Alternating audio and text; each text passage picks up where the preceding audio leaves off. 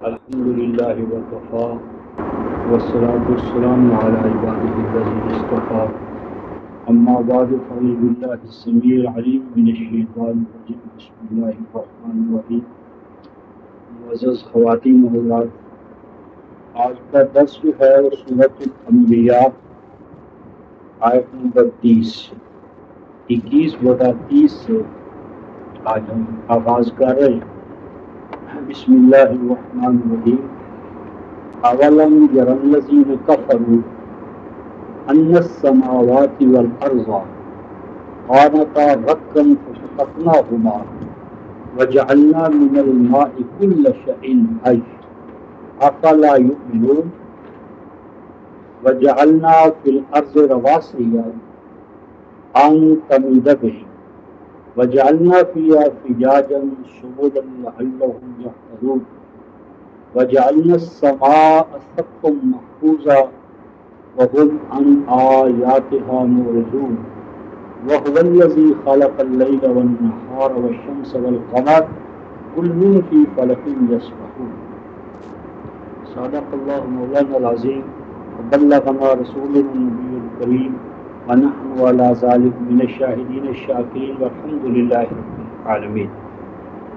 رفقائے محترم، جس طرح کل میں نے عرض کیا تھا کہ قرآن حکیم کے کلام اللہ ہونے کے بہت سے پہلو، کلام اللہ کے قرآن پاک کے کلام اللہ ہونے کے بہت سے پہلو ہیں، اور ان بہت سے پہلوؤں میں سے ایک پہلو سائنس ہے۔ سائنسز اور قرآن، ان کا مطالعہ ایک مستقل موضوع ہے قرآن حکیم کے کلام اللہ ہونے کے حوالے سے، اور اس کی وجہ یہ ہے رفقائے محترم کہ قرآن حکیم کے بارے میں دو ہی ممکنہ صورتیں ہیں، یا یہ کلام بشر ہے یا کلام اللہ۔ بشر اولین آخرین جتنے ہیں، یا کلام اللہ قرآن حکیم اگر کلام اللہ نہیں ہے تو کلام بشر ہے۔ اب کلام بشر کے حوالے سے اگر ہم آگے چلیں اور دلائل سے ثابت ہو جائے کہ یہ کلام بشر نہیں ہے تو لا محالہ پھر دوسری صورت جو ہے اس پہ ہمیں غور کرنا پڑے گا۔ اب ہم پہلے فرض کر لیتے ہیں، یہ ہائپوتھیسس جسے کہتے ہیں، یا سائنسز کے اندر مسائل کو حل کرنے کا ایک طریقہ یہ ہے کہ ہم کچھ اصول موضوع پہلے سے تسلیم کر لیتے ہیں اور ان کے ذریعے جو زیر بحث پرابلمز ہوتے ہیں، مسائل ہوتے ہیں، ان کو حل کرنے کی کوشش کرتے ہیں۔ یوں سمجھ لیں کہ جس طرح ہمارے سامنے ایک باغ ہے، یہ خزانہ ہے، ایک خوراک سے سامان نشو و نما سے بھرا ہوا ایک سٹور ہے، گودام ہے، ہمیں اس کی ضرورت ہے۔ اب اس کی کیز جو ہے نا، کیز چابیاں وہ گم ہو جاتی ہیں۔ اب اس کی جو ریئل کیز ہیں وہ ہم سے گم ہو جاتی ہیں۔ اب ہم ادھر ادھر سے کچھ چابیاں حاصل کرتے ہیں اور ان چابیوں سے ہم ان دروازوں کو جو مغلق اور بند ہیں کھولنے کی کوشش کرتے ہیں، ایک ٹرائی کی، دوسری کی، تیسری کی، چوتھی کی، تو آگے یا حتیٰ کہ ہم کچھ چابیوں سے بند دروازوں کو کھول لینے میں کامیاب ہو جاتے ہیں۔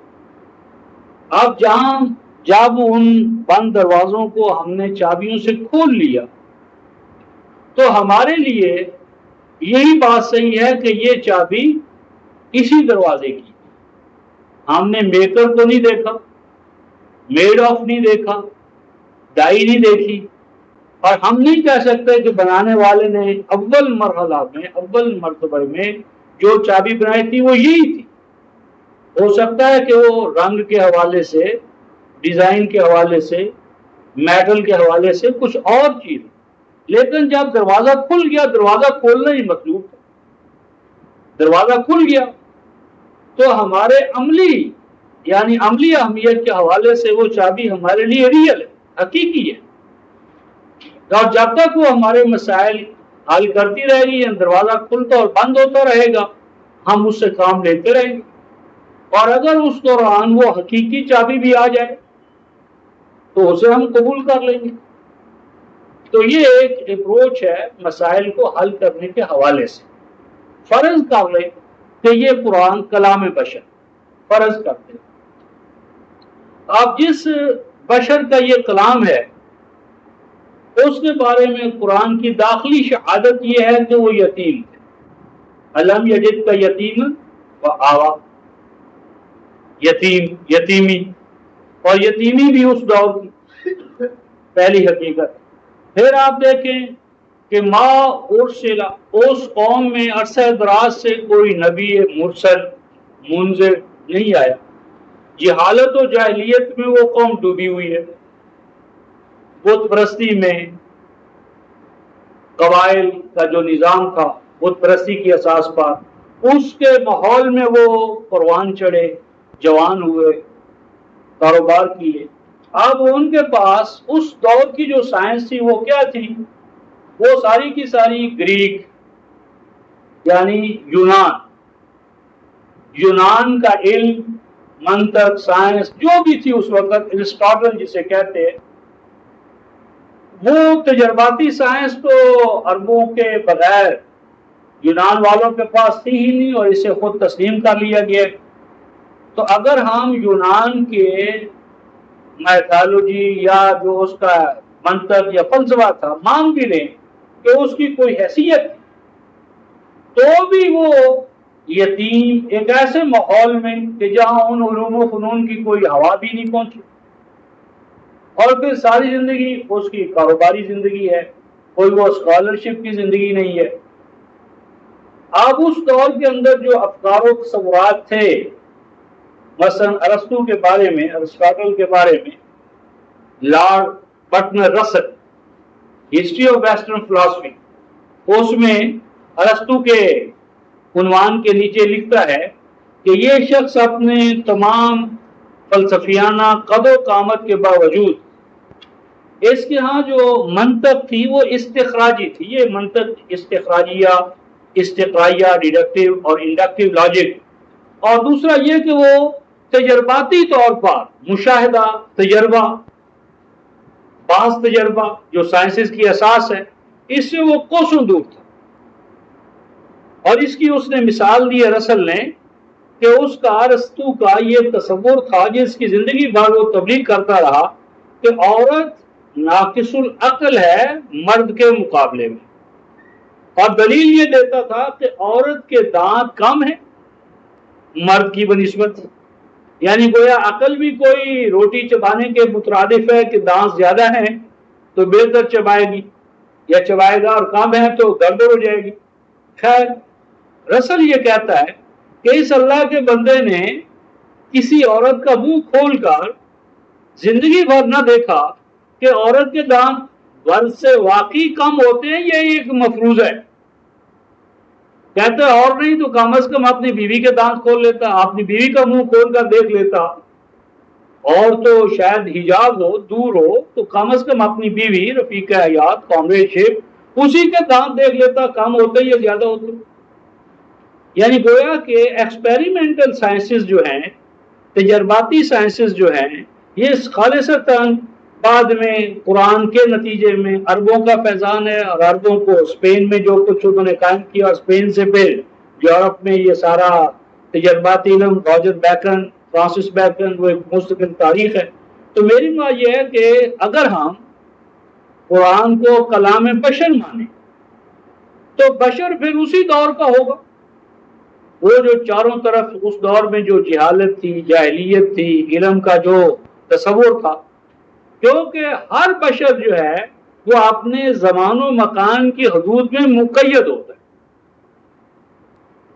یعنی زمانی اور مکانی جو حدود ہوتی ہیں بشر ان کو کراس نہیں کر سکتا، سرپاس نہیں کر سکتا. وہ اس کا علم، اس کی دانش، اس کی بینش، اس کی سوچ سب محدود ہوتی ہے اس زمان و مکان میں جس میں وہ رہ رہا.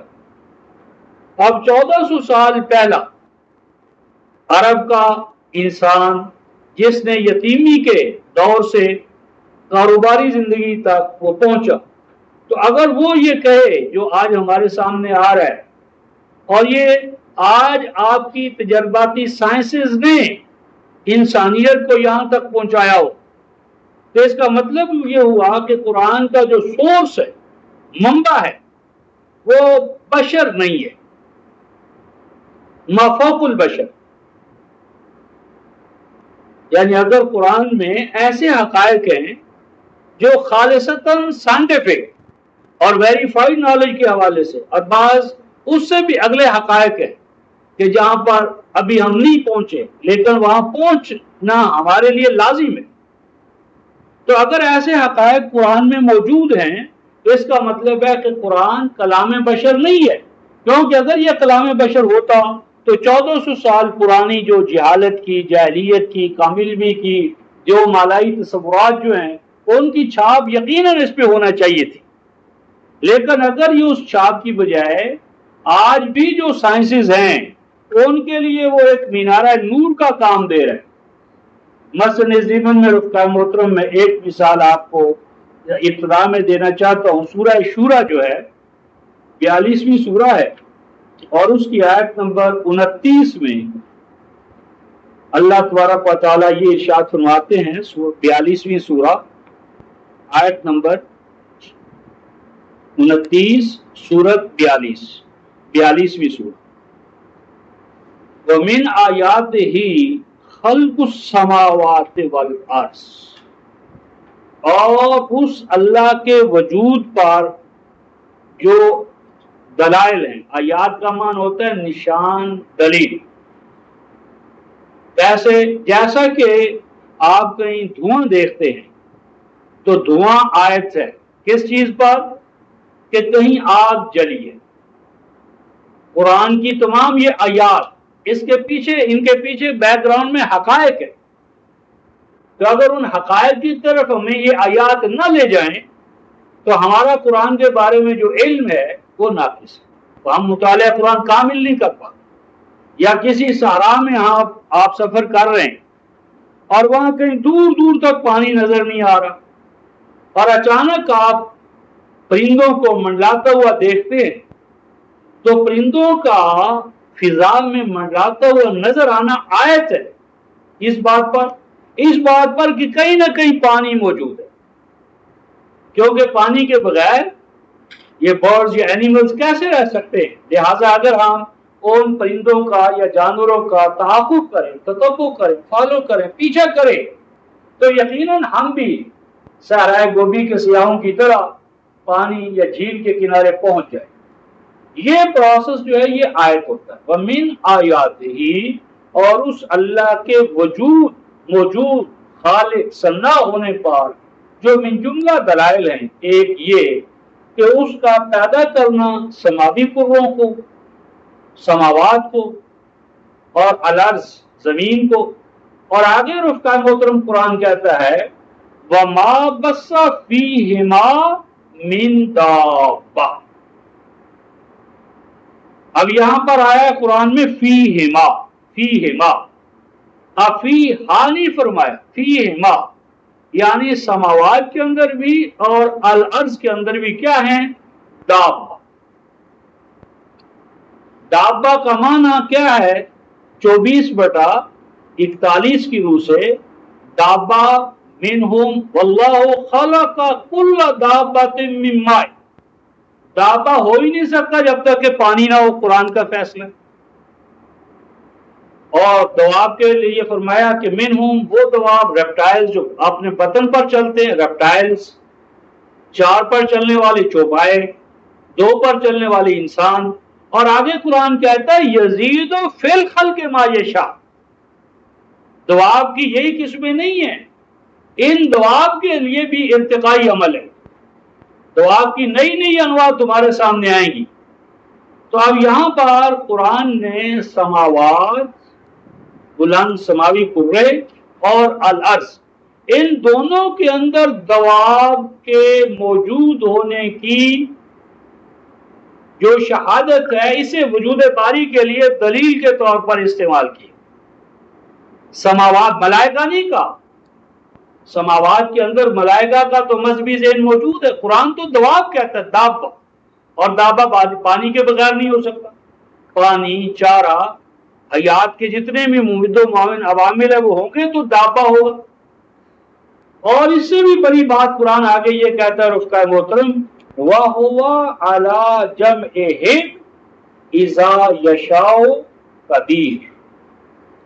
مزید پر یہ قرآن کہتا ہے کہ ان سماوی دواب نے اور ان ارضی دواب نے آپس میں تجمعات، سوسائٹیز، ریلیشن شپ، ان دونوں نے آپس میں ڈائلاگ کرنے، مذاکرات کرنے، ریلیشن شپ ہونا ہے ان کے مابین، یعنی ایک جو وہ سیٹلائٹ ہے اس کے اور دوسرے کے مابین کمیونیکیشن ہوگی، رابطہ ہوگا، یہ سوسائٹیاں ایک دوسرے کے ساتھ جڑیں گی، اور یہ اپنی مشیت میں اللہ تبارک و تعالیٰ اس کے لیے پیمانے مقرر کر چکا ہے۔ یہ میجرمنٹس ہیں، پیمانے ہیں، اقدار ہیں، اور ان اقدار کے حوالے سے یہ چیز ہو کر رہے گی۔ اب آج بھی ہمیں بتایا جاتا ہے یہ سماوات میں تو پانی نہیں ہے، چاند پر پانی نہیں، فلاں جگہ پانی نہیں، زندگی کیسے ہوگی؟ لیکن قرآن 1400 سال پہلے کہتا ہے سماوات کے اندر بھی دواب ہے، دواب ہیں تو پانی کے بغیر کیسے ہو سکتے ہیں، چارے کے بغیر، یعنی سازگار حالات کے بغیر کیسے ہو سکتے ہیں دواب؟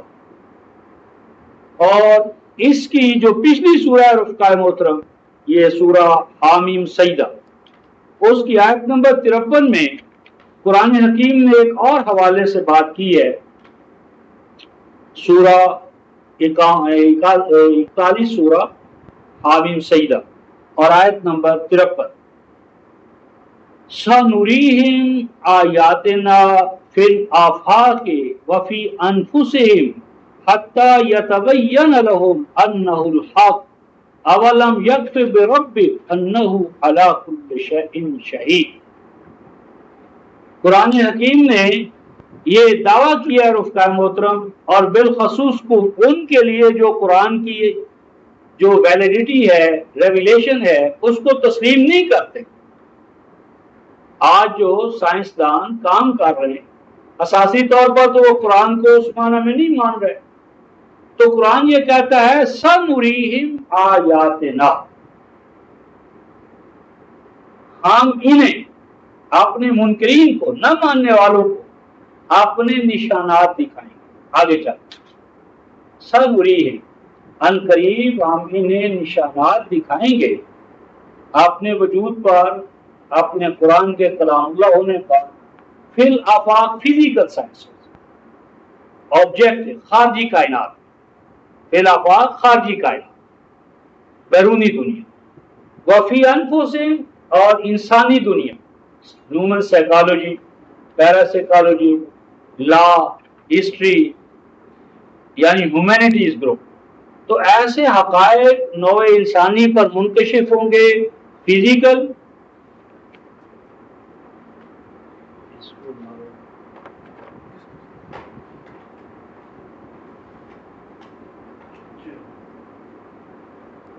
تو خارجی کائنات کے حوالے سے اور خود ہیومن سائنسز کے حوالے سے، ہیومینٹیز گروپ کے حوالے سے، اور جس کا نتیجہ یہ نکلے گا حتیٰ یتبین لہم، یہاں تک کہ یہ چیز گوبر کار ان کے سامنے آ جائے گی، انہ الحق، کہ جو کچھ ہم قرآن میں کہہ چکے ہیں وہ کیا ہے؟ حقیقت، وہ حقیقت، یعنی قرآن کا حقیقت ہونا یہ مناظروں سے نہیں، مناظروں سے نہیں، مباحثوں سے نہیں، بلکہ قرآن کے حقیقت ہونے کا ایک پہلو فزیکل سائنسز، فزیکل سائنسز کے اندر ریسرچ، تاریخ کے اندر، قانون کے اندر، فلسفہ قانون کے اندر، فلسفہ تاریخ کے اندر، یعنی قرآن کنسیپٹ آف ہسٹری، اور جو ہیومن اورینٹیڈ سائنسز ہیں، سوشل سائنسز ہیں، ان دونوں کا کمپیریزن۔ تو یہ کمپیریٹیو اسٹڈی جو ہے، یہ ایسے حقائق اس سے منکشف ہوں گے کہ قرآن کا حق ہونا ان کے سامنے ظاہر ہو جائے گا۔ آگے قرآن نے کہا رفقا محترم، اولم یکف بربک، اے مومن، اے قرآن کے قاری، کیا یہ بات تیرے لیے کفایت نہیں کرتی؟ کیا یہ بات تیرے لیے کفایت نہیں کرتی، کافی نہیں ہے؟ کیا کافی نہیں ہے؟ انہو علی کل شیء شہید، کہ جو اللہ تجھے یہ کہہ رہا ہے کہ وہ ایسا کر دکھائے گا، فرمایا کہ اس اللہ کے لیے تو کوئی چیز ماضی نہیں ہے، کوئی چیز مستقبل نہیں ہے، اس کے لیے تو ہر چیز ایٹرنل ناؤ، وہ تو ہر چیز کا براہ راست نگران ہے، براہ راست دیکھنے والا ہے، ہر چیز اس کے لیے ایسا ہی ہے، یعنی ماضی، حال، مستقبل، یہ تو ہمارے اور آپ کے حوالے سے، خالق کے لیے تو یہ پوری کائنات جو ہے وہ ایٹرنل ناؤ ہے، الان کما کا۔ تو فرمایا کہ یہ بات کہ قرآن کا حق ہونا، اس کے لیے مناظروں کی ضرورت نہیں، مباحثوں کی ضرورت نہیں، بلکہ قرآن کے حق ہونے کا ایک پہلو یہ ہے کہ خود سائنٹسٹوں کے تصور واسطے سے جو حقائق منکشف ہوں گے، وہ آخر کار قرآن کی جو آبجیکٹیوٹی ہے، ویلیڈیٹی ہے، ریالٹی ہے، اسے اسٹیبلش کرتے چلے جائیں گے۔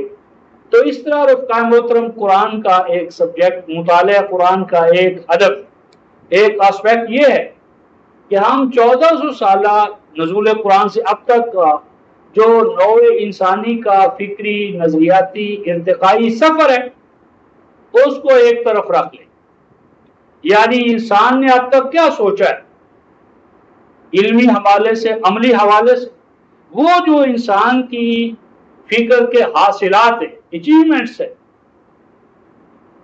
وہ فزیکل سائنسز کے اندر فزکس، کیمسٹری، بیولوجی، سائیکالوجی، پیراسیکل، ہسٹری، ان کو ایک تو دوسری طرف قرآن 1400 سال پہلے ان کے بارے میں جو کچھ کہہ چکا ہے وہ سامنے رکھ لیا جائے۔ ان دونوں کا تقابلی مطالعہ خود بخود بتا دے گا کہ قرآن کیا ہے اور کیا نہیں ہے، قرآن کیا ہے اور کیا نہیں ہے۔ تو یہ جو سائنسز کا مطالعہ ہے رفقائے محترم، یہ قرآن کے کلام اللہ ہونے کے حوالے سے ایک بہت بڑا، یعنی مددگار ہی نہیں بلکہ چیلنج کے طور پر ہمارا موضوع بننا چاہیے۔ اس ضمن میں ایک اور مثال دیتا ہوں آپ کے سامنے۔ 75 سورہ جو ہے، سورہ القیامہ،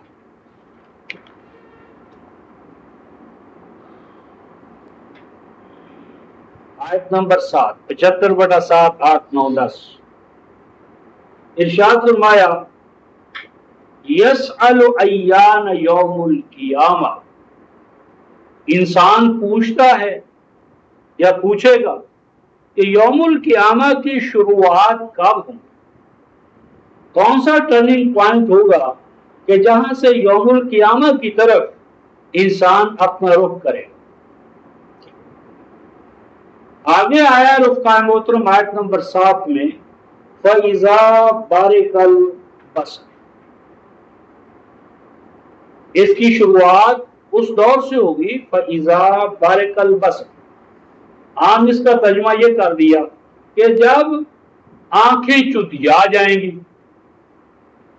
سوچنے والی یہ بات ہے کہ قیامت میں تو کہتے ہیں اتنا بڑا زلزلہ آئے گا کہ زمین و آسمان تو بالا ہو جائیں گے، تو جب زمین و آسمان ہی تو بالا ہو جائیں گے تو انسان رہے گا اور انسان کی آنکھیں ہوں گی تو آنکھیں چدھیا جائیں گی۔ فَإِذَا بَرِقَ، انسانی آنکھ چندھیا جائے۔ تو یہاں پر رفقائے محترم البصر آیا، العین نہیں آیا، آنکھ نہیں آیا، البصر۔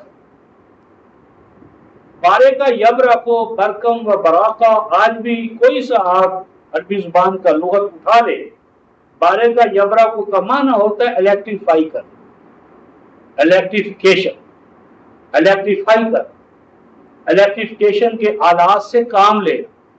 قرآن یہ کہتا ہے کہ قیامت کا دور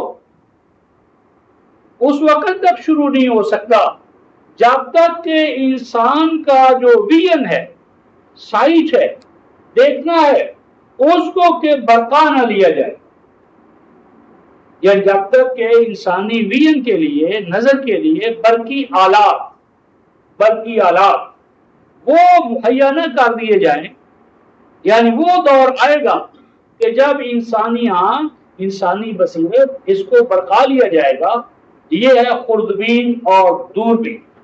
تو خوردبین اور دوربین کا دور تاریخ بشر میں دیکھیں کب شروع ہوا، اور آج کیسے کیسے اس کے حوالے سے ہم انسان آگے بڑھ رہا ہے، کیسے کیسے کہکشائیں منکشف ہو رہی ہیں، گلیکسیز اور خوردبین اور دوربین، اور یہ کیا بارق البصر کہ جب انسانی آنکھ جو ہے، بصیرت جو ہے، بصارت جو ہے، اس کو برتا دیا جائے گا، نتیجہ کیا نکلے گا؟ وَخَسَفَ الْقَمَرُ، فرمایا کہ چاند گہنا جائے، چاند اپنی آب و تاب کھو بیٹھے۔ وہ قومیں جو چاند کو اپنا معبود بنائے بیٹھی ہیں، اور چوتھے آسمان پر ان کا مسیح بیٹھا ہوا تھا بقول ان کے، تو جب وہ قمر تک پہنچ گئی اور انہیں وہاں مسیح نہ ملا، معبود نہ ملا، یا جو قومیں قمر کو معبود بنا کر بیٹھی تھی اور وہ معبود پر جا کر اپنے پاؤں رکھیں گی، تو نوع انسانی کی صحیح معنی میں لبریشن، انسان ان جکڑ بندیوں سے آزاد ہو، غلامی کے توق جو انسان نے ڈالے منظاہر فطرت کے حوالے سے، عناصر فطرت کے حوالے سے، ان سے آزاد ہو۔ انسان اپنی قدر و قیمت کو جاننے کا پہلا ابتدائی کام کرے گا۔ خسف القمر، چاند گہنا جائے، چاند اپنی آب و تاب کھو بیٹھے۔ اور آگے فرمایا وَجُمِعَ الشَّمْسُ وَالْقَمَرُ، علماء کرام نے ترجمہ کیا کہ چاند اور سورج کو اکٹھا کر دیا جائے گا۔ تو کیا چاند اور سورج بھی دو گیندے ہیں؟ تو ان گیندوں کو ایک پلیٹ کے اندر رکھ کر اکٹھا کر دیا جائے گا؟ تصور تو ہمارا یہی ہے، کیونکہ جب ہم کہتے ہیں کہ جی رسول کھڑے تھے فلاں پہاڑ پر اور چاند آیا، ایک ٹکڑا اس بغل سے نکل گیا اور ایک ٹکڑا اس بغل سے نکل گیا، تو چاند تو نہیں ہے، وہ تو کوئی گیند ہی ہے کہ جو دو ٹکڑے ہوئے۔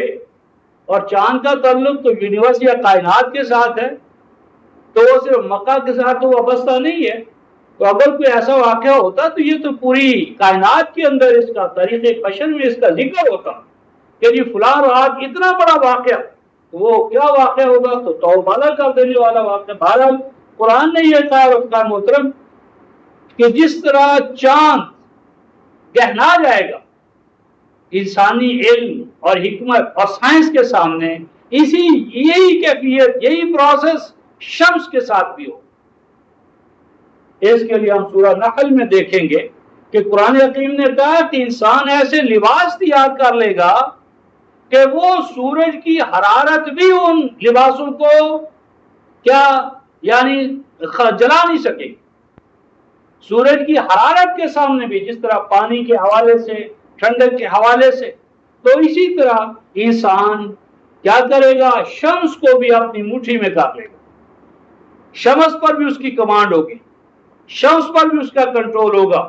لیل و نہار کا پورا نظام، سخر لکم ما فی السماوات و ما فی الارض جمیعا منہ، زمین، آسمان، نجوم، کواکب، شمس، قمر، سب انسان کے سامنے تابع مومن۔ لیکن یہ شمس و قمر کو انسان مٹھی میں کر لے گا، 1400 سال پہلے قرآن کہتا ہے۔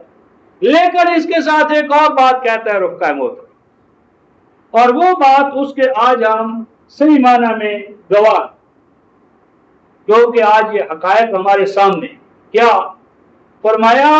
یقول الانسان یومئذ این المفر، یعنی شمس و قمر پر اپنی کمندیں ڈالنے والا انسان اندر سے بے چین ہوگا، مضطرب ہوگا، پریشان ہوگا۔ چاند پر پہنچنے والا انسان، اس کا حال جو ہے کہ نصف آبادی جو ہے وہ نصف پیٹ بھوکی سو رہی، ظلمت، انسان کا قاتل ہے، انسان کا شکاری ہے، انسان کو پامال کر، ایک کی پامالی اور بربادی دوسرے کے لیے آبادی کا باعث بن رہی ہے۔ فرمایا یقول الانسان یومئذ این المفر، تمام سائنٹیفک ڈیولپمنٹ کے باوجود انسان کہے گا کہ کوئی پناہ گاہ ہے ہمارے لیے، سائنسز میں پناہ گاہ نہیں ہے۔ اور یہ رفقا محترم میں نہیں کہتا، outer of my later days, دور حاضر کا سب سے بڑا اضافیت کا جو سائنسدان بانی سمجھ لیں یا منکشف کرنے والا آئنسٹائن، وہ اپنی آخری کتاب یعنی اپنی زندگی کے تجارب اس میں اس نے سارے قلم بند کیے، تو وہ اس نتیجے پر پہنچتا ہے کہ سائنس اس کے جو دعویٰ کرنے کے حوالے سے ہے نا کلیمز، وہ تو بڑے بڑے ہوتے ہیں دعوے، لیکن ان دعووں کو برداشت کرنے کے لیے اس کی رگیں بڑی کمزور ہے۔ تو سائنس اندر سے، یعنی سائنس کا کام رفقائے محترم اقدار سازی نہیں ہے، سائنس کا آبجیکٹ جو ہے وہ کیا ہے؟ محسوس اور مرئی مزار، جو فزیکل مزار ہیں ان کو جاننا، مطالعہ کرنا ایز اٹ از، لیکن اس کی وائی فلاسفی بیک گراؤنڈ جو ان سین ہے اس کے بارے میں محاکمہ کرنا، یہ سائنس کا کام ہے۔ یعنی پھول، گلاب کا پھول، آپ اس کا تجزیہ کروا لیں سائنسدان سے، بڑا اچھا ہے، لیکن آپ اس سے پوچھیں کہ اس سے یہ بھینی بھینی جو خوشبو آ رہی ہے، اس سے میرے لیے جو ایک خاص فرحت ہے اس کا باعث کیا؟ تو جمالیات کا جہاں مسئلہ آ جائے گا نا، ایستھیٹک سینس، تو وہاں سائنس بیکار، سائنس کا یہ کام ہے، سائنس ویلیوز کو کریٹ نہیں کر سکتی، نہ اس کی اپریسیشن اس کے پاس۔ تو جب جمالیات ہی اس کا موضوع نہیں تو اخلاقیات، ایمانیات، مابعد طبیعیات، وہاں وہ کیسے جائے گی؟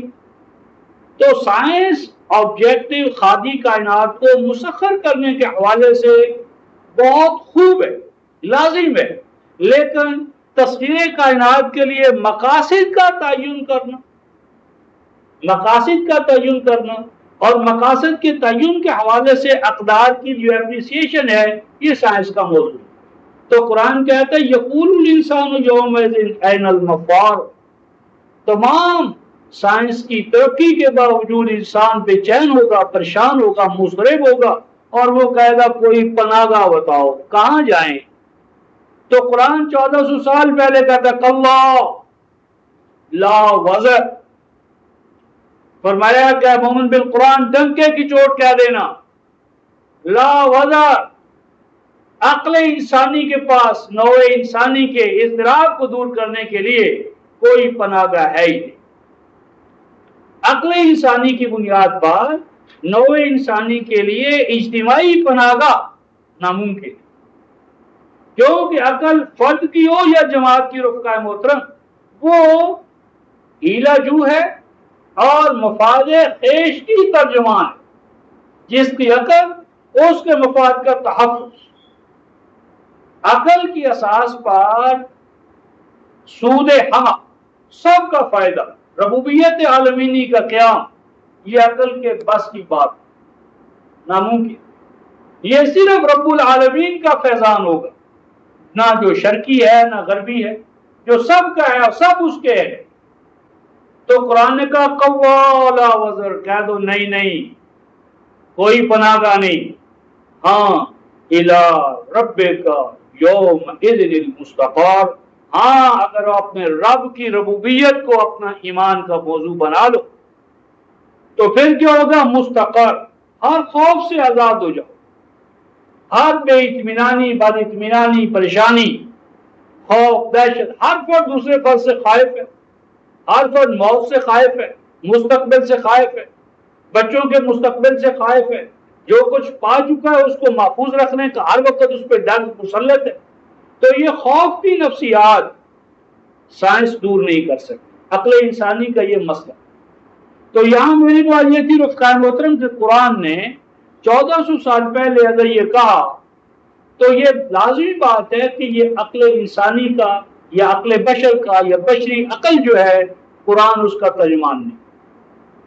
اس ضمن میں ہم بہت سادہ سی ایک بات سورہ الفرقان 25ویں سورہ جو ہے اس کی آیت نمبر 6 میں 5 اور 6 میں دیکھتے ہیں وَقَالُوا أَسَاطِيرُ الْأَوَّلِينَ، فرقان 25ویں سورہ آیت نمبر 5 اور 6، اور ان کا کہنا ہے، اور ان کا کہنا ہے اساطیر الاولین، قرآن کیا ہے؟ یہ تو سٹوریز ہے، قصے ہیں، کہانیاں ہیں ان کے الاولین جو پہلے ہو چکی ہیں اقوام افراد. کفار تو بربنائے طنز یہ کہتے تھے رفقائے محترم، اور ہم نے بربنائے حقیقت ہمارا حقیقی یہ عقیدہ ہے کہ قرآن شان نزول کا پابند ہے. اور شان نزول کا معنی یہ ہے کہ کچھ آیتیں اس وقت کے یہود کے حوالے سے نازل ہوئی، اس وقت کے نصارہ کے حوالے سے نازل ہوئی، مجوس کے حوالے سے نازل ہوئی، اس وقت کے مومنوں کے حوالے سے نازل ہوئی. آج ہمارے لیے قرآن میں کیا ہے؟ کچھ بھی نہیں. وہی کافرانہ عقیدہ شان نزول کی بنیاد پر ہمارے اندر بھی دار ہے. کسے کہانیاں ہیں تو قرآن نے انہوں نے کہا نک تاتابا کہ یہ رسول جو ہے اس قرآن کو لکھواتا رہتا ہے، لکھنا اور لکھوانا. تو یہ تملا علیہ بکرتم واسیلا، اور پھر یہ ہوتا ہے کہ جن کو رسول املا کرواتا ہے وہ پھر صاف کر کے لے آتے ہیں، اور شام کو صبح کی املا شام کو اور شام کی صبح کے وقت رسول کو وہ املا پڑھ کر سنائی جاتی ہے. تو قرآن نے اس کی نفی نہیں کی. رسول کا لکھنا اور لکھوانا اور صبح و شام تصدیق کے لیے رسول کے سامنے قرآن کی املا کو پیش کرنا، قرآن اس کی نفی نہیں کرتا. یہ حقیقت. اور آگے قرآن کہتا ہے قُلْ أَنزَلَهُ الَّذِي يَعْلَمُ السِّرَّ فِي السَّمَاوَاتِ وَالْأَرْضِ إِنَّهُ كَانَ غَفُورًا رَحِيمًا.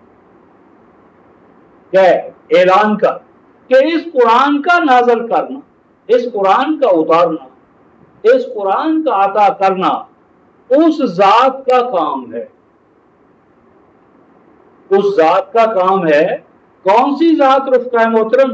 یعلم السر فی السماوات والارض، جو علام الغیوب ہے، علام ہے ان اسرار و رموز کی جو سماوات میں پائے جاتے ہیں، اور وہ اسرار جو الارض یعنی زمین کے نیچے اور بلند سے بلند سماوی کروں میں جو حقائق مستور تھے اور جن حقائق تک ہمارا پہنچنا ناممکن تھا.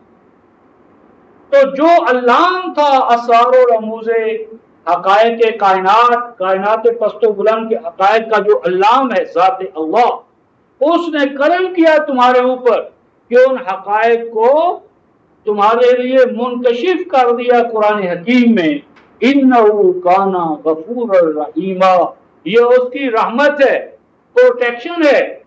اگر ان حقائق کو تمہیں اکٹھا کرنا پڑتا اور اس کے لیے جو جدوجہد اور محنت کرنا پڑتی وہ تمام انسانیت سے ناممکن تھی جائے کیونکہ فرد واحد کر سکتا. اور یہ اس نے اس لیے کیا تاکہ وہ تمہیں بلا مزد و معاوضہ اپنی رحمت سے نوازے. تو میری بات یہ ہے کہ اسرار و رموز کائنات کہ جو مستور در مستور تھے، پوشیدہ، ان تک انسانوں کو پہنچانا یہ مقاصد نزول قرآن میں ایک بہت بڑا مقصد ہے. اس ضمن میں ایک اور آیت دیکھ کر اصل کی طرف آتے ہیں. یہ سورہ ہے رفقائے محترم الواقعہ، 56 سورہ.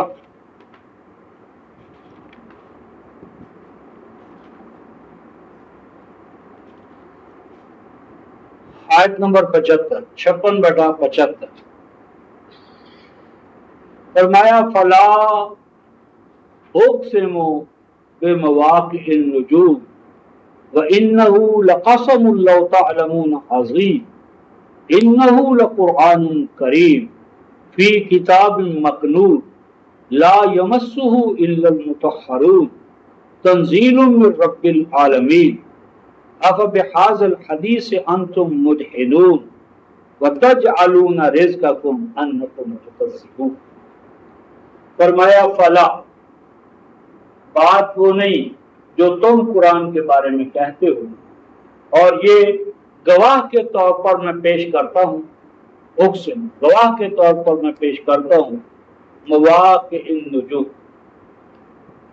نجوم و کواکب خادی کائنات کے حوالے سے ہوں تو ان کا ظاہر ہونا اور چھپ جانا یعنی ان کی گردش، گردش مداں، اور دوسرا نجوم کا اطلاق، نجم کا اطلاق قرآن حکیم کی آیات پر ہوا ہے، اور نجوم سے مراد ہیں آیات قرآنیہ، اور مواقع سے دو معنی ہیں، آیات قرآنیہ کا نزول اور آیات قرآنیہ کا عملی طور پر وقوع پذیر ہونا، کہ جو کچھ آیات قرآنیہ میں کہا گیا ہے ان کا عملی طور پر وقوع پذیر ہو جانا، یعنی جو وعدے اور وعیدیں قرآنی آیات میں کی گئی ہیں ان کا عملی طور پر وقوع پذیر ہو جانا، یہ قرآن کے کلام اللہ ہونے کی ایک دلیل۔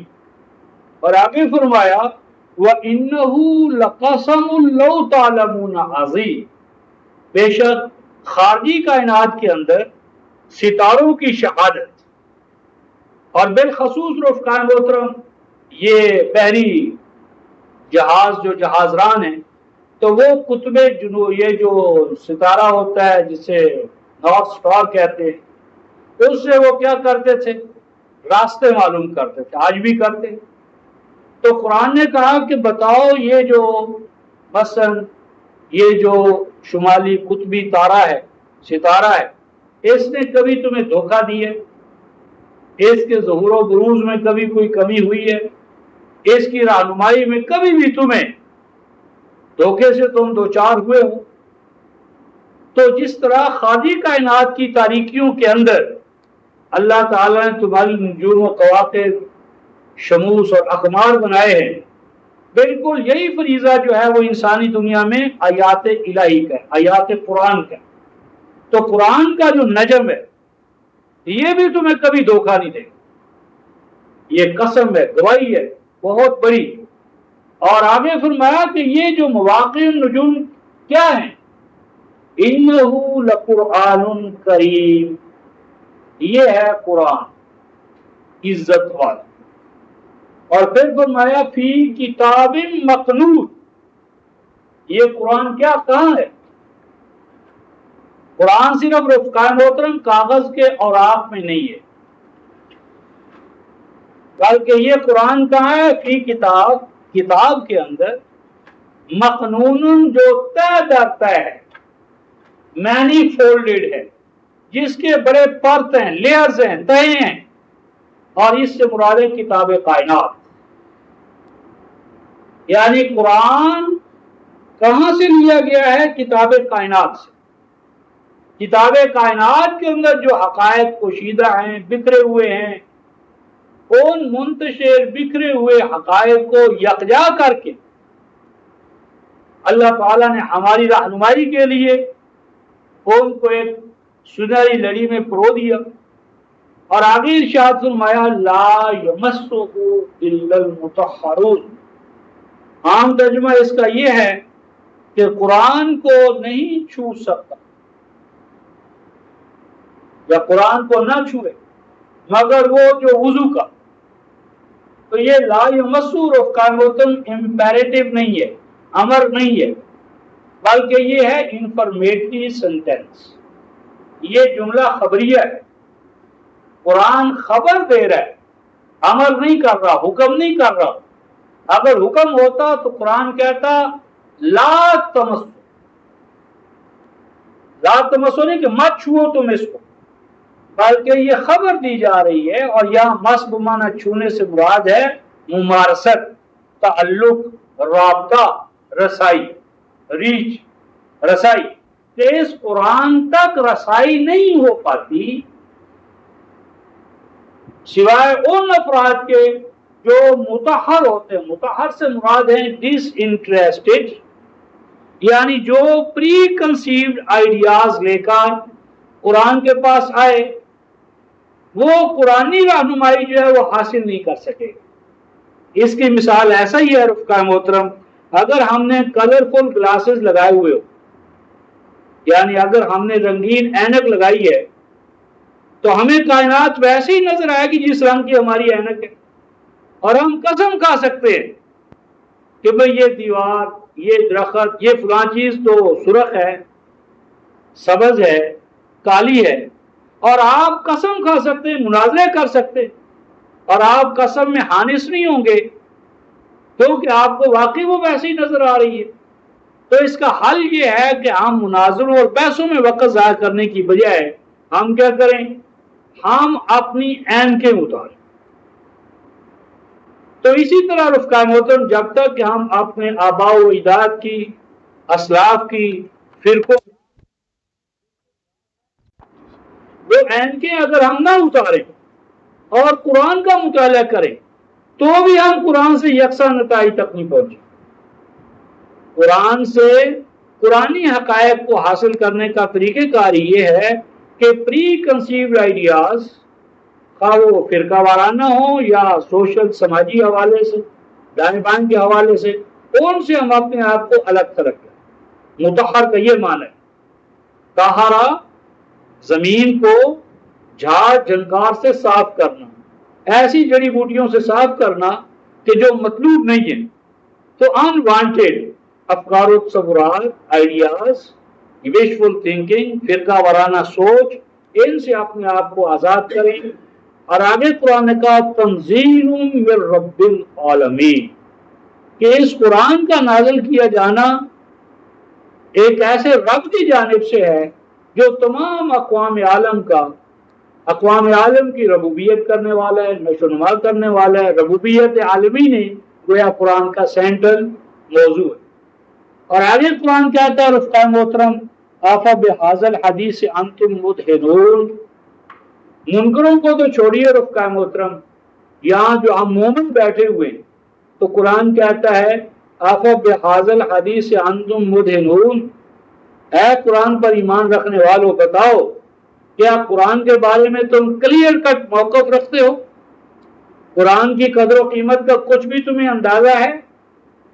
ادہان کہتے ہیں رفقائے محترم کسی چیز پر تیل لگا دینا، جسے آج کہتے ہیں مسکا لگانا، یعنی کسی چیز کے اوپر اس یعنی چکنی چوبڑی، یعنی اوپر تہ در تہ ایسا مواد لگا دیں کہ جس سے اس چیز کی اصل حقیقت جو ہے اس سے نظر پھسلنی شروع ہو۔ یعنی قرآن یہ کہتا ہے کیا واقعی تم نے قرآن کو خالص قرآن کے اصولوں پہ سمجھا ہے، سیکھا ہے، لیا ہے اس کو؟ اور پھر آگے قرآن کہتا ہے رفقائے محترم وَتَجْعَلُونَ رِزْقَكُمْ أَنَّكُمْ تُكَذِّبُونَ، فرمایا کہ اے قرآن کا نام لینے والو، ایسی بات تو نہیں تَجْعَلُونَ رِزْقَكُمْ کہ تم قرآن سے روٹی کما رہے ہو، قرآن تمہارے لیے روٹی کا ذریعہ بن گیا، رزق کا ذریعہ بن گیا۔ تو مذہبی پیشوائیت نے قرآن کو اس کے سوا کیا ہے کہ آج یاسینی و آسام میری، قرآن کے نام پہ مدارس ہیں، قرآن کے نام پہ مراکز ہیں، لیکن یہ چندے، یہ وظیفے، یہ سب کچھ مدرسہ، تحفیظ القرآن، حفظ القرآن اور عقیدہ قرآن ناقص ہے، قرآن نامکمل ہے۔ قرآن میں تو جزئی تفصیلات ہیں ہی نہیں، جو کچھ قرآن میں نعوذ باللہ کمیاں ان کو دور کرے گی حدیث، تو اس میں بھی کمی رہ جائے گی تو دور کرے گی فقہ، تو اس میں بھی کمی رہ جائے گی تو دور کرے گی ہمارے مفتی صاحبان ان کے فتاویٰ، تو اس میں بھی کمی رہ جائے گی تو وقت کا مفتی جو ہے وہ ان مسائل کو حل کرے گا۔ تجعلون رزقکم، تو قرآن تو صرف چندہ حاصل کرنے کا، روٹی حاصل کرنے کا، ایم این اے اور ایم پی اے بننے کے لیے قرآن سیڑھی کے طور پر استعمال کر رہے ہو۔ اور آگے کہا یہ کرنے والا جو ہے انکم تکذبون، کہ ایسا کرنے والا یقیناً قرآن کا مکذب ہے، مومن نہیں۔ مومن بالقرآن تو وہی ہوگا جو قرآن کو اپنے امام اور رہنما کے طور پر مانے گا، اور امام و رہنما کے طور پر مان کر وہ اس کو آگے لائے گا، ورنہ وہ کیا ہے تجعلون رزقکم انکم تکذبون۔ تو بات یہ ہو رہی تھی رفقائے محترم کہ قرآن کو دیکھنے کے دو طریقے ہیں، یا تو اسے کلام بشر کے طور پر دیکھ لو، تو 1400 سال پرانا جو علم تھا، سائنس تھی اس وقت کی، اس کو سامنے رکھ لو، اس کے بعد قرآن کے سائنسز سے متعلق جو بیانات ہیں ان کو دیکھ لو، پھر فیصلہ کرو۔ تو اس فیصلے میں یقیناً اسی نتیجے تک ہم پہنچیں گے کہ قرآن کلام بشر نہیں ہے، کلام اللہ۔ تو اس حوالے سے آج کی جو آیت جلیلہ جہاں سے ہم شروع ہوئے تھے ادھر چلتے ہیں، سورہ الانبیاء آیت نمبر 30۔ ارشاد فرمایا اولم یری الذین کفروا، اولم یرا، کیا غور نہیں کیا، کیا غور نہیں کیا؟ یہ غور کرنے کی چیز ہے کہ ان کے لیے الذین کفروا، ان لوگوں کے لیے کہ جو کافر ہیں، جو اللہ کی ذات و صفات کے منکر ہیں یا قرآن حکیم کے کلام اللہ ان کے منکر ہیں، ان کے لیے یہ بات موضوع بنتی ہے غور و فکر کا۔ انہیں چاہیے تھا کہ وہ غور و فکر کرتے، سوچتے۔ اب یہاں ہے رفقا محترم یرا، ایک لطیفے کے طور پر بات کیا تھا، چلو سورہ الفیل، الفیل الم تر کیف فعل ربک باصحاب الفیل، تو اس سے ایک فرقے نے یہ نتیجہ نکالا کہ رسول حاضر ناظر۔ کیوں حاضر ناظر؟ دیکھو رسول ابھی پیدا تو نہیں ہوئے تھے جب ہاتھیوں سے ابرہا نے مکہ پر حملہ کیا تھا، تو رسول کو کہا ارائیت، رائیت اللہ، تو نے دیکھا کہ ہاتھی والوں کے ساتھ اللہ نے کیا کیا، ان کے لشکر کو شکست دی، ناکام کیا۔ تو اس کا مطلب ہے کہ رسول موجود تھے، اگر موجود نہیں تھے تو اللہ نے کیسے کہا کہ دیکھا تو نے کہ ہم نے ہاتھی والوں کے ساتھ کیا کیا، یعنی ان کے سامنے کی بات ہے، یعنی رسول پیدائش سے پہلے بھی حاضر ناظر تھے، یہ نتیجہ نکالا۔ اب یہاں دیکھیں رفقائے محترم، اولم یری الذین کفروا، کیا کافروں نے یہ بات نہیں دیکھی؟ اگر رویت کا یہی معنی ہے کہ یہ آسمان و زمین پیدائش سے پہلے کیا تھے، وہ آگے وہ بیان کر رہا ہے، تو اس کا مطلب ہے کہ تمام کافر بھی پیدائش سے پہلے حاضر ناظر۔ اگر اس آیت سے یا سورت سے نبی کا حاضر ناظر ہونا ثابت ہوتا ہے تو اس آیت جلیلہ سے تمام کفار کا قبل از یعنی زندگی پیدائش ان کا حاضر ناظر ہونا ثابت ہو گیا، تو یہ بات غلط ہے۔ رویت سے مراد یہاں پر رویت نظری ہے، فکری ہے، رائے بمانا ہاؤ ڈو یو سی، بمانا واٹ از یور اوپینین، رائے۔ تو اولم یری الذین کفروا، کافروں نے اس بات پر کیوں غور نہیں کیا؟ یہ غور کرنے کی چیز ہے۔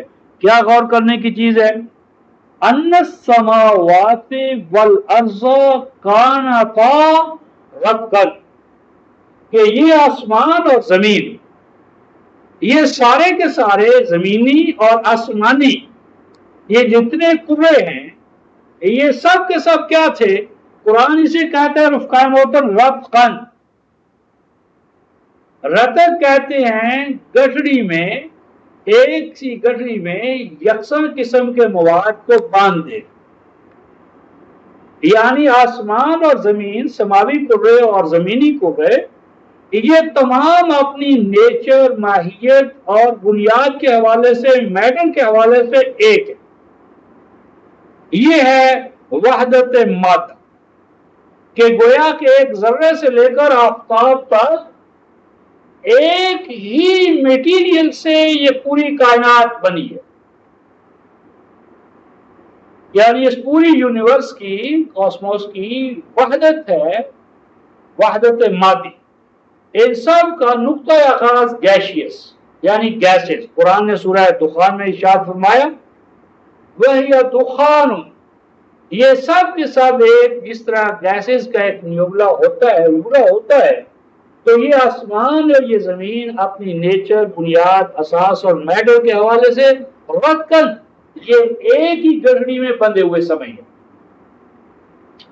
فَفَتَقْنَاهُمَا، پھر ہم نے ان کو، جسے بلاسٹ یعنی ان کو پھر ہم نے پھاڑا، ان کو پھر الگ الگ کیا، تو ان سے گویا کہ کیچائیں بنی، چاند بنے، سورج بنے، زمین بنی، تو یہ سارے کے سارے فتق ہوئے، یعنی جدا جدا کر دیے گئے اس ایک ہی مادے سے، یعنی اسی ایک ہی مادے کے پھٹنے سے کہ جو اساسی طور پر ایک وحدت تھا اس کو پھر جسے آج بگ بینگ تھیوری کہتے، تو وہ الگ الگ ہوئے. اور آگے فرمایا وَجَعَلْنَا مِنَ الْمَاءِ كُلَّ شَيْءٍ حَيٍّ، اور پھر اس کے اوپر ایک بہت بڑا دور آیا کہ جب اس سے بارشیں، پانی جو تھا پانی ہی پانی ہر طرف ہو گیا. اور آج بھی خشکی کے مقابلے میں پانی کی جو کمیت ہے وہ آپ جانتے ہیں.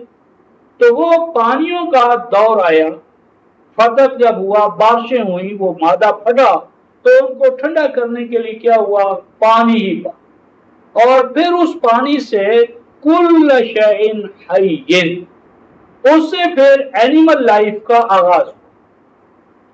ہر حیوان، ہر ذی حیات جو ہے اس کا نقطۂ آغاز جو ہے وہ پانی ہے. یعنی گویا کہ نوع انسانی جو ہے وہ آب سے نکل کر خشکی کی طرف، سمندروں سے نکل کر سمندری سواحل جو ہیں انہی کے قرب و جوار سے، یعنی حیات انسانی کا، حیات حیوانی کا، حیات کا نقطۂ آغاز جو ہے وہ فرمایا پانی ہے. اور آگے فرمایا افلا یؤمنون، فرمایا کہ کفر والے اس کائنات کے نقطۂ آغاز پر جب بھی غور کریں گے اور نقطۂ آغاز سے آگے بڑھنے کی جب بھی کوشش کریں گے، انجام کار انہیں ایمان لانے پر مجبور ہونا پڑے گا. ایک خالق، خلاق اکبر، خلاق کے بغیر اس کائنات کی کوئی دوسری توجیہ جو ہے جو صحیح معنوں میں اطمینان بخش ہو، ناممکن.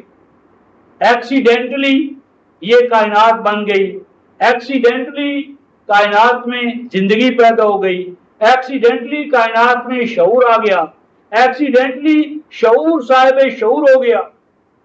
یہ تو ایسا ہی ہے رفقا محترم کہ اگر آپ کسی، جس طرح میں مثال دیا کرتا ہوں کہ بندر کو اگر آپ ٹائپنگ مشین پر بٹھا دیں تو وہ 1000 سال تک اگر وہ ٹائپنگ مشین پہ سٹروکس لگاتا رہے تو ناممکن ہے کہ شیکسپیئر کا ایک سونٹ جو ہے وہ پیدا ہو سکے. ایکسیڈنٹ سے نظام پیدا ہو جائے، نظام کے اندر قائد پیدا ہو جائے، یہ ناممکن ہے. اور آخر کار سر جیمز جینز جو ہے اس جیسے سائنسدانوں نے کہا کہ ایک خالص میتھمیٹیکل مائنڈ جو ہے، ریاضیاتی ذہن خلاق جو ہے، وہ اس کائنات کے پیچھے قدم قدم پر مجھے کار فرما نظر آتا ہے. تو میری بات یہ تھی کہ قرآن کا نقطۂ نظر یہ ہے کہ اس کائنات کی تخلیق میں خالق نے ایسی نشانیاں چھپا دی ہیں کہ جو اس خالق کے خلاق اکبر ہونے پر، اس کے وجود پر دلائل کا کام کرتی رہیں گی. اور اس طرح ایمانیات کا راستہ جو ہے وہ کھلتا رہے گا. اور اس کے ساتھ اگلی آیت میں یوں ارشاد فرمایا رفقا محترم وَجَعَلْنَا فِي الْأَرْضِ رَوَاسِيَ أَن تَمِيدَ بِهِمْ. دیکھو ایکسیڈنٹ نہیں، ایکسیڈنٹلی یہ سب کچھ نہیں ہوا، یہ ایک پلاننگ ہے اور پرپز فل پلاننگ ہے. دیکھو فرمایا وَجَعَلْنَا فِي الْأَرْضِ رَوَاسِيَ، ہم نے رکھ دیے، ٹھہرا دیے زمین کے اندر کیا؟ رواسیہ. رواسیہ رفقان محترم راسیت ان کی جمع ہے. راسیہ ایسی دیگ کو کہتے، دیگ کہ جس کو ایک جگہ سے دوسری جگہ لے جانا مشکل ہو، گڑی ہوئی. تو ہم نے زمین کے اندر پہاڑ جو ہیں، پہاڑی سلسلے جو ہیں، ان کو تمہاری اس طرح قرار دے دیا کہ جس طرح دیگیں. اور وہ جو دیگیں رفقائے محترم ساز و سامان سے بھری ہوئی، ان کے بارے میں فرمایا ان تمیدہ بہم. عام ترجمہ اس کا یہ ہے کہ پہاڑ ہم نے بنائے کہ کہیں زمین جو ہے وہ تمہیں لے کر کسی جانب بہک نہ جائے، الٹ نہ جائے. یہ غلط ہے. مادہ یمیدو جس کا معنی مید اور مائدہ ہے، مائدہ دسترخوان کو کہتے ہیں. یہ جو پہاڑی سلسلے ہیں رفقائے محترم، یہ واٹر ورکس کا سامان ہے، منرل سے مالا مال ہیں، خزائن یعنی جبال کے اندر رکھے گئے ہیں. اور یہ سب کچھ اس لیے ہوا کہ اللہ تمہاری میزبانی کا فریضہ انجام دینا چاہتا ہے۔ اللہ تمہارا میزبان ہے، تم اس کے مہمان ہو۔ تمہیں انوانٹیڈ، یعنی وہ جو انوانٹیڈ مہمان ہوتا ہے نا، وہ نہیں ہو تم اس کائنات کے اندر۔ یہ کائنات تمہارے لیے، تم کائنات کے لیے کوئی ناسازگار، نامانوس، نامطلوب نہیں ہو۔ یہ کائنات ایک نظم کے تحت تمہارے لیے آباد کی گئی ہے، اور قدم قدم پر تمہاری آبادی، خوشحالی، بیٹرمنٹ، فلاح و معبود کے ساز و سامان رکھے گئے ہیں۔ اور ان پہاڑی سلسلوں کے بارے میں ارشاد فرمایا کہ یہ اس لیے ہیں کہ تاکہ ان تمید وہم، کہ یہ تمہارے لیے الہی ضیافت کا فریضہ انجام دے سکیں۔ یہ اللہ کا بچھایا ہوا دسترخوان ہے الارض، قدم قدم پر اس میں پھل پھول، غذائیں، اجناس اور پہاڑی سلسلے واٹر ورس کے ساتھ، منرل ریسورسز کے ساتھ بھرے ہوئے ہیں۔ فرمایا وَجَعَلْنَا فِيهَا فِجَاجًا سُبُلًا لَعَلَّهُمْ يَهْتَدُونَ۔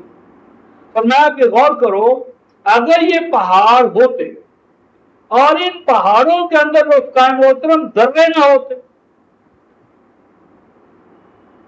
تو نوع انسانی کے مابین کمیونیکیشن کیسے ہو؟ یہ فرمایا کہ ایک پلاننگ ہے ہماری، کہ ہم نے اس پلاننگ کے تحت زمین کے اندر، پہاڑوں کے اندر قدم قدم پر ہم نے دراڑیں رکھی، شگاف رکھے، پھٹن، فجاج، راستے، ذرے۔ فجاجن سے بدل ہے سبلن، اور آگے لعلہم یہتدون، تاکہ تم اس کائنات کے اندر ایک دوسرے کی طرف راہ پا سکو، تمہارے مابین روابط پڑ سکے، تمہارے اندر سوشلائزیشن کا پروسیس جو ہے وہ اپنی تکمیل کو پہنچ سکے۔ اور پھر فرمایا رفقائے محترم وَجَعَلْنَا السَّمَاءَ سَقْفًا مَحْفُوظًا، ہمارے اوپر رفقائے محترم ایک محفوظ لیئر ہے جسے آج اوزون کا، تو فرمایا کہ ہم نے تمہارے اوپر ایک محفوظ چھت ڈالی، سقف محفوظ، کہ اوپر سے جتنے بھی وہ گویا کہ تخریبی عوامل پھٹتے ہیں، جلتے ہیں، خراب ہوتے ہیں، تو ان کی راکھ ہمیں، تو وہ درمیان کے اندر ہم نے ایک محفوظ فضا، سقف، چھت محفوظ، وہ محفوظ ایسی حفاظت والی کہ اس کو اوپر کی جو تخریبی گویا علائم چیزیں، ان کا کوئی منفی اثر جو ہے وہ تم تک نہیں پہنچ سکتا۔ تو یہ آج کے سائنسدانوں سے پوچھیں کہ یہ سقف محفوظ کیا ہے، اور کس طرح اوپر کی تخریبی تباکاریاں جو ہے ان کے اثرات اس زمین پر نہیں آ پاتے، اور انسانیت محفوظ ہے۔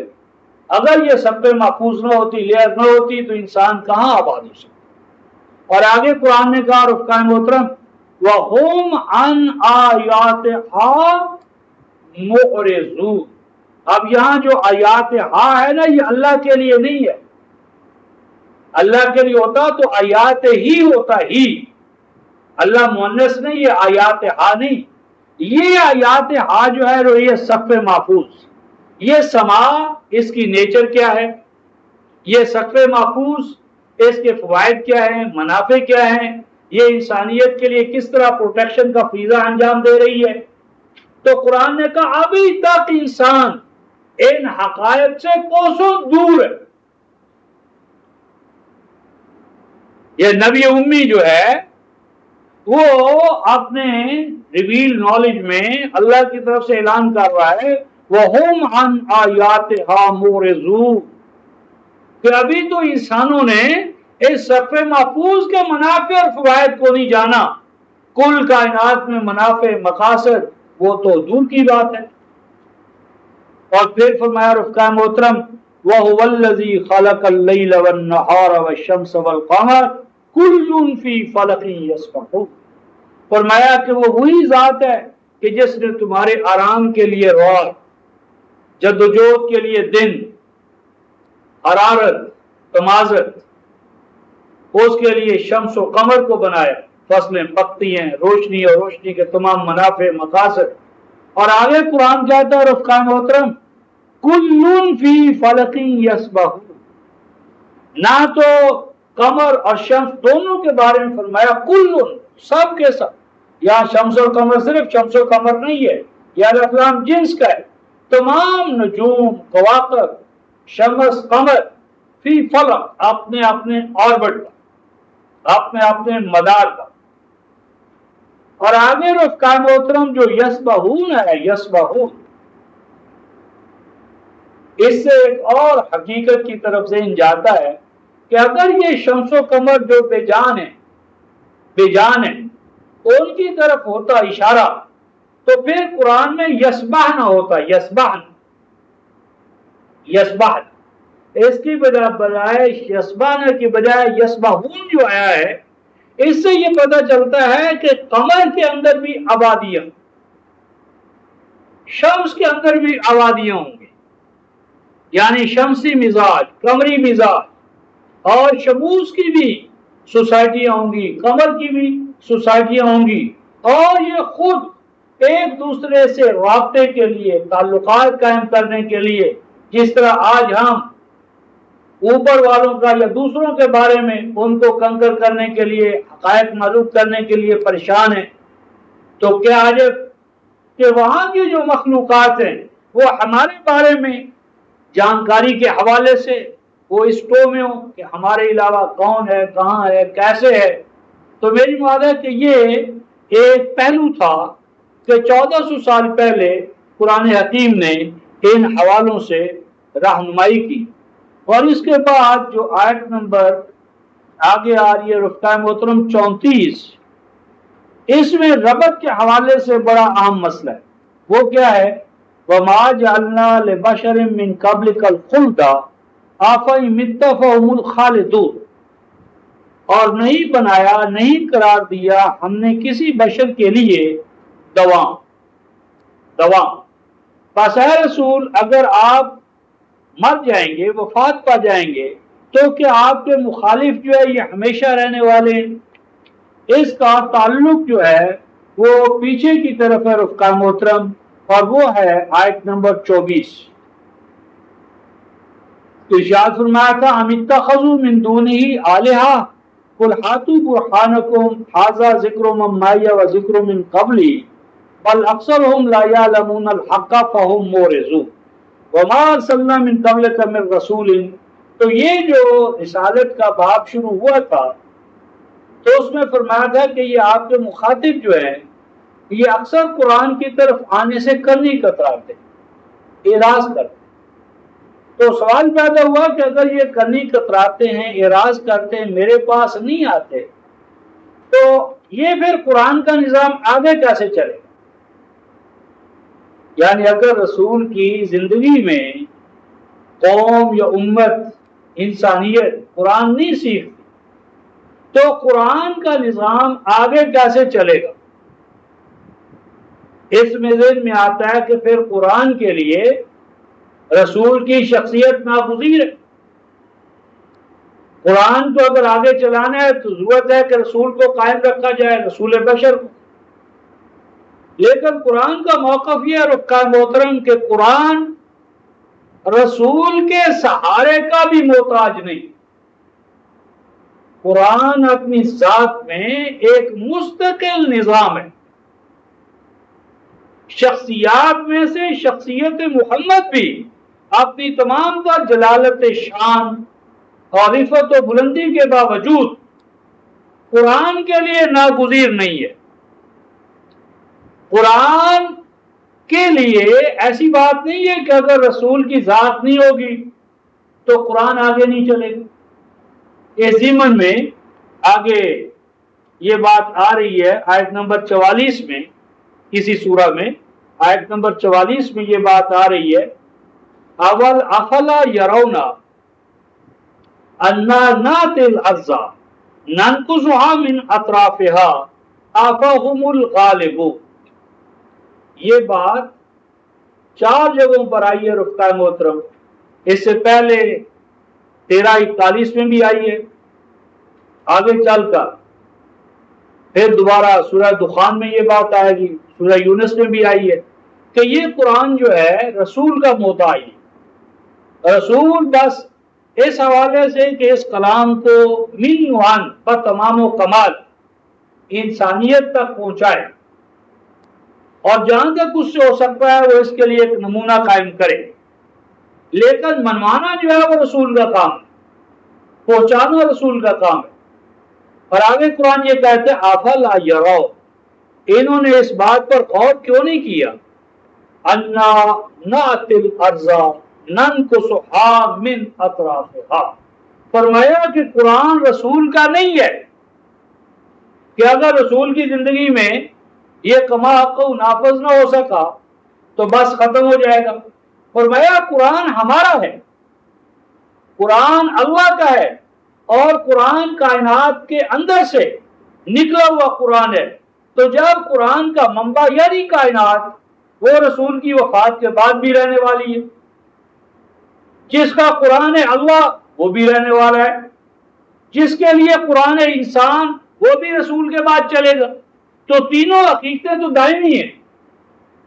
یعنی کائنات قرآن کا منبع ماخذ کائنات علم الہی قائم و دائم، جن کے لیے قرآن انسان قائم و دائم، جس کا قرآن اللہ قائم و دائم۔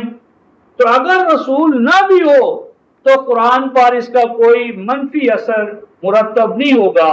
فرمایا کہ ہم آہستہ آہستہ زمین پر چڑھائی کرتے چلے جائیں گے، یعنی قرآن کا علم نوع انسانی پر چڑھائی کرتا چلا جائے گا۔ کیسے چڑھائی کرے گا؟ ننقصها من اطرافها، اور قرآن کے مقابلے میں مخالفت میں جو انسانیت کے اس کے علم کے تمدن کے تہذیب کے منفی موقف ہوں گے، ان منفی موقفوں کی جڑیں کٹتی جائیں گی۔ شرک اور اس کے مظاہر، انسان پرستی، تقلید، انسان کا حیوان لایق، یعنی جو بھی قرآن سے اینٹی افکار ہیں، قرآن کہتا ہے کہ آہستہ آہستہ تم دیکھو گے کہ جن کے ہاتھ میں ان افکار کی تنابیں ہوں گی، جن کے ہاتھ میں ان کی لگام ہوگی، وہ اپنے افکار پر خود ہی کلہاڑا مارتے چلے جائیں گے، جڑیں کاٹتے چلے جائیں گے۔ یعنی مشرکوں کے گھر میں پیدا ہونے والی اولاد آخر کار اپنے شرک سے بیزار ہوتی چلی جائے گی، توحید کا موقف آتا چلا جائے گا۔ آفہم الغالبون، اور فرمایا کس طرح قرآن کا غلبہ خالی کائنات کے حوالے سے آہستہ آہستہ ہوتا چلا جائے گا۔ تو یہ جو بیان تھا کہ جب خارجی کائنات کہ جس میں قرآن کی صداقت کے حقائق پوشیدہ ہیں وہ موجود ہیں، تو اے رسول اگر تو موجود نہ رہا تو قرآن پر کیا منفی اثر پڑے گا؟ کچھ اثر نہیں پڑے گا۔ کیوں کہ قرآن کی صداقت حقائق کائنات پر قائم ہے، شمس میں، قمر میں، نجوم و کواکب میں، الارض میں، السماء میں، نباتات میں، حیوانات میں، حیاتیات کے تمام مظاہر میں قرآن کی حقانیت کے دلائل پوشیدہ۔ یعنی قرآن کی حقانیت صرف رسول سے ثابت نہیں کہ اگر رسول نہ رہا تو قرآن کا حق ہونا جو ہے اس کا کلا کما ہو جائے گا، نہیں، قرآن کے حق ہونے کا اصل فریضہ تو کائنات فطرت انجام دے رہی ہے، اور اس کائنات فطرت کے وجود کے ہوتے ہوئے رسول کی وہ حیثیت نہیں ہے جو آج ہم نے بنا لی۔ تو ارشاد فرمایا کہ کوئی بات نہیں ہے، کوئی بات نہیں، آپ نہ بھی ہوں گے تو بھی یہ نظام، یہ حقانیت قرآن کی ثابت ہو کر رہے گی۔ اور پھر یہ کہ جو آپ کے مخالف کہہ رہے ہیں کہ آج رسول ہے کل نہیں ہوگا، تو ان کو علم ہونا چاہیے کہ ان کو بھی تو آخر کار مرنا ہے، تو موت تو سب کے لیے، تو موت سے خائف ہونا ڈرنا کیا مانا؟ اس ضمن میں رفقائے محترم یہ جو موت ہے، اس ضمن میں قرآن ایک ہمارے لیے یہ 37 سورہ صافات آیت نمبر 10، 37 سورہ صافات آیت نمبر 10،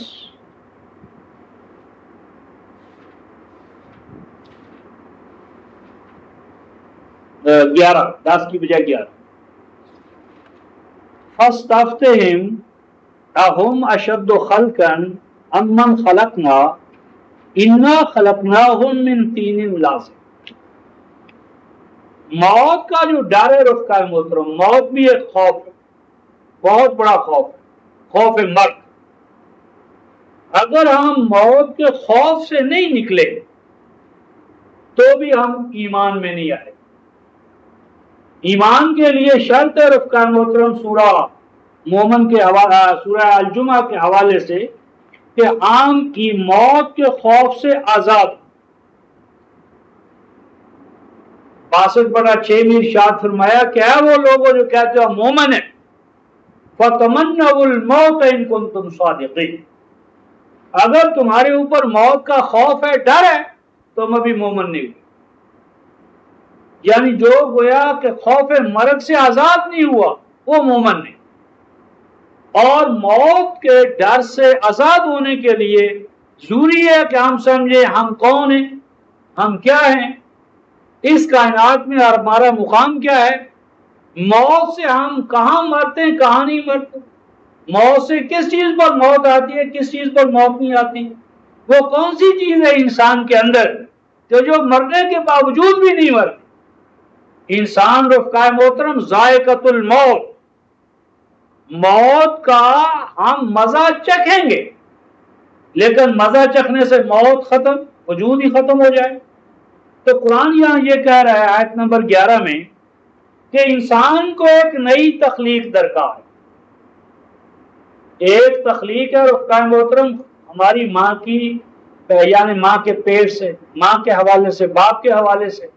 یہ ماں باپ کے توسط سے جو ہماری تخلیق ہے اس میں کوئی کمال نہیں. کوئی کہاں پیدا ہو گیا، کوئی کہاں پر، کسی ماحول، جغرافیہ، غریب امیر، اس پیدائش میں تو ہم مجبور محض ہیں. اس کے اندر کوئی کریڈٹ یا ڈس کریڈٹ نہیں ہے. قرآن کا موضوع ہے خلق جدید.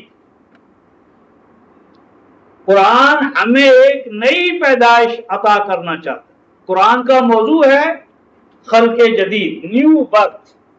نیو برتھ، یہ ماں باپ والی پیدائش تو دھرتی کا مال ہے، دھرتی پہ رہ جائے، آگے نہیں جاتا. یہ وجود جو ہمیں عطا ہوا ہے ماں باپ کے توسط سے، اس میں ہمارا کوئی کمال نہیں ہے، نہ کمال ہے، نہ کریڈٹ ہے، نہ ڈسکریڈٹ. اب ہم نے رفقائے محترم اس مادی وجود میں رہتے ہوئے اپنے لیے ایک نیا وجود بنانا ہے. ہم نے اس مادی وجود میں رہتے ہوئے اپنے آپ کو ایک نئی تخلیق میں ڈھالنا ہے. وہ خلق جدید نیو برتھ کیسے ہوگی، اس کے لیے اقدار کیا ہیں، پیمانے کیا ہیں، ڈائی کیا ہے، نمونہ کیا ہے، وہ خلق جدید ہمیں کیسے عطا ہوگی. قرآن کا موضوع صرف اور صرف خلق جدید ہے.